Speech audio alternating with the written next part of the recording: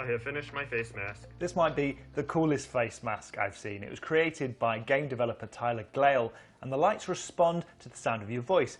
After Tyler posted his code on Twitter, I thought I'd have a go at making this myself, just as a novelty to wear on video calls, and I thought it'd be an easy project. How wrong I was.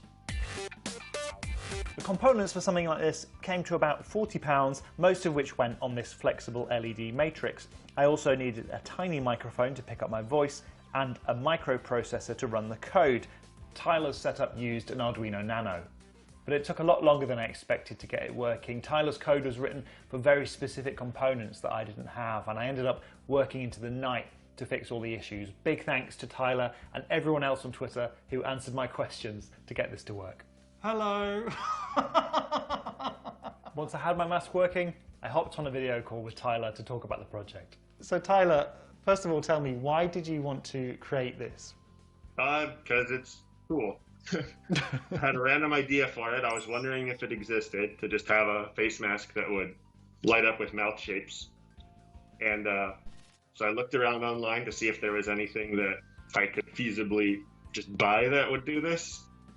And there really wasn't anything there. A lot of people have shared pictures of them in their mask. Are you surprised that it went viral?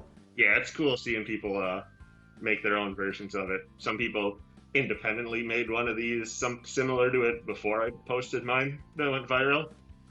Is this the finished product for you? Are you thinking of adding anything else to the mask? I think it's done at this point. This has already taken me like a month of playing around with it to get it to this point. I was trying to make it so that it could have a different mouth for like an E, which is like a higher pitched, or an O, which is like a lower pitched sound, just to like sell the effect a little more. I sort of got it working, but it didn't look good, so I just didn't go with that idea. But that's about it.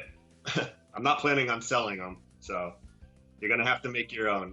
Tyler has shared his code and a how-to guide on Twitter, although a few words of caution from me. I wouldn't say this is a beginner project, because if you don't have the exact same components as Tyler, his code won't work for you. And the components do run quite hot, so I can't really recommend you strap something like this to your face, and definitely not for children. There are some other designs out there, so it's worth digging around for inspiration. One simple idea is having a clear plastic window in the mask so that people who lip read can see your mouth.